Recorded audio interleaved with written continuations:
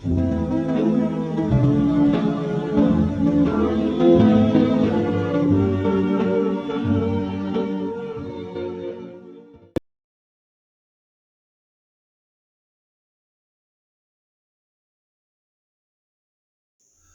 back. This is the Retro Horror Academy. My name is Daniel Richardson, and this week we'll be looking at the year in horror 1919. Why did I even bother wearing pants for this? No, I'm sorry. It's late at night. I got dressed to do the video. I actually threw some shorts on, and I'm thinking I could have porky picked the shit out of this, and you guys don't even know. God damn it. Anyways, yes, we're looking at the year in horror 1919. Now you may be asking yourself, Daniel, the last episode was 1916. Where's 17 and 18 at? Well, unfortunately, 17 had a lost film and 18 didn't have shit. So yeah. So the two films that we will be ranking both come from 19. So yeah, we'll be year-end reviewing it with 1919. And this is the end of the decade. So it's like, that's pretty crazy. In fact, we've actually done over 2 decades of ranking the horror, the best in horror in these early years, so that's pretty cool. And so I guess I will announce now that we'll take a little bit of a break after this, a bit of a hiatus. Honestly, I put a lot more work into these than I was intending to. Like, I really was just gonna jabber in front of the camera and that was it.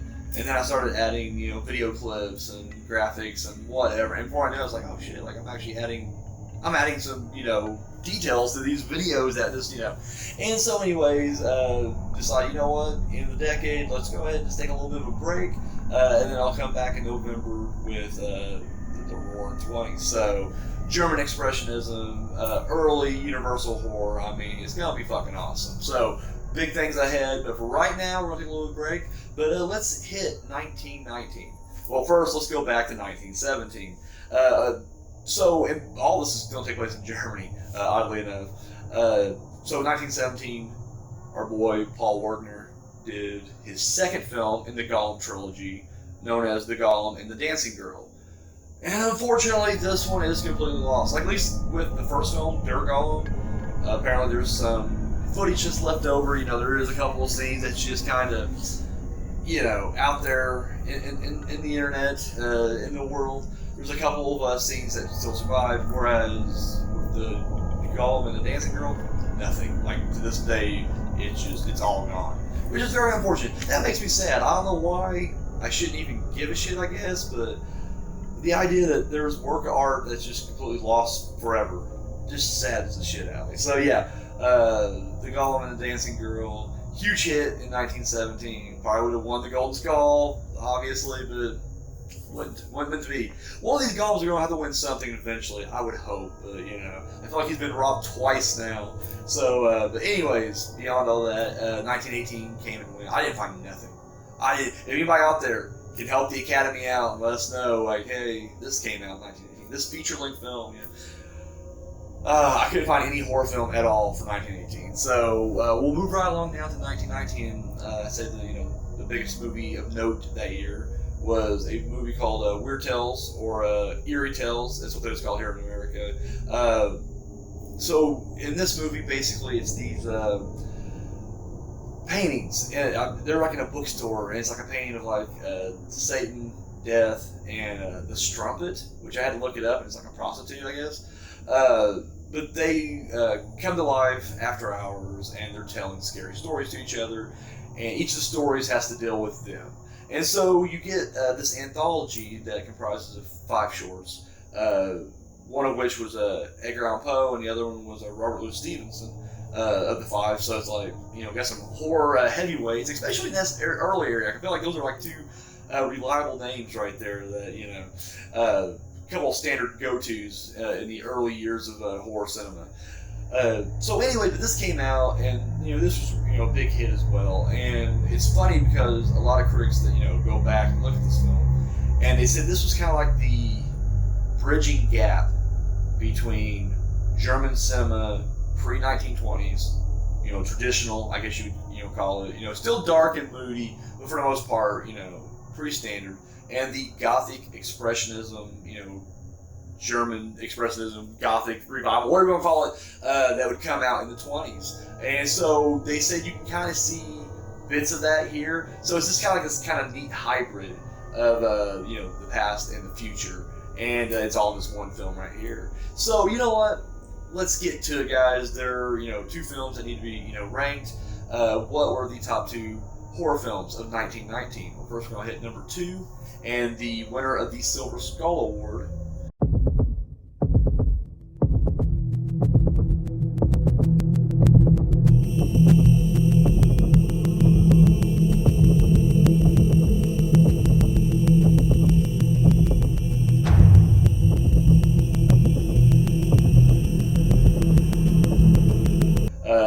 Young girl comes to this town, Florence, and right off the bat, a member of the church falls in love with her. This young guy who's kind of like, it really is like a class divide or an age divide between the old way of thinking and the young, group and their new way of thinking. But either way, a man from each camp kind of falls in love with her, and the church is ruling everything at this point, so they go to torture her. However, the young man and his followers save her from torture, and anyways, drives the people out, and they basically turn the churches just into it's just an orgy. It's like orgy, rape all the time. Like it's insanity, sexual insanity, until death herself is represented by a female here, showing up to basically spread the plague and kill everybody. And so that's pretty much, the Plague of Florence in a nutshell. Some elements of the story was based on Edgar Allan Poe again. Red Masquerade, Death Ball Masquerade. I'm sorry, I'm blanking on that, and it is really late when I'm recording this. But the Edgar Allan Poe story, I'll put the caption right there. You know how I do it. But anyway, it's loosely, some elements of it is basically, loosely based on that. This movie, I enjoyed it. I really did. It's one of those things where I think, for its time, it's really good. I think it looks good. I think it has a pretty coherent story throughout. And I do like, this. I like the idea that this, woman is, I don't know what you call her, a siren or a seductress or whatever, but it's just like, there's something about, this girl. It's like there's something about Mary, but like, set in medieval times. And I like the idea that, this woman kind of represents death and just going around, taking everybody down. Like I said, it's on YouTube. Check it out. And, the Plague of Florence. So, and of course, I mentioned earlier the number one horror film, and the winner of the Golden Skull Award.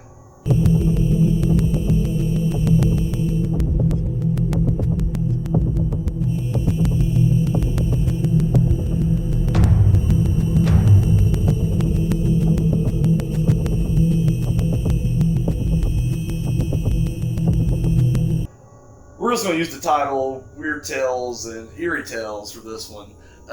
This tells a story, as I mentioned earlier, it's like a demon, death, and a prostitute, a ghost of a prostitute. Basically, just kind of telling stories about themselves and, acting them out or whatever. This is another one, like I said, I mentioned earlier, stories by Edgar Allan Poe, Robert Louis Stevenson, and bridging that gap between traditional German, cinema and this new wave of Gothic German expressionism. So, and this is another one, I watched it and I thought it was really good. You can find this also on YouTube as well. But yeah, just, really good stuff, really, goofy kind of Gothic humor, dark humor, if you will. But I'd recommend, both films from this week, and this is the winner of the Golden Skull. So there you have it. Not much else to say about it other than that. There you have it. So, to recap, the Plague of Florence, Silver Skull Award, number 2 horror film of the year. And, I'll try this again. We try to butcher this German name again. Heinrich Christensen? Am I close? Am I even close? Anyways, yes, winner of the Golden Skull and the number 1 horror film of 1919. So, on behalf of the Retro Horror Academy, my name is Daniel Richardson, and you're dismissed.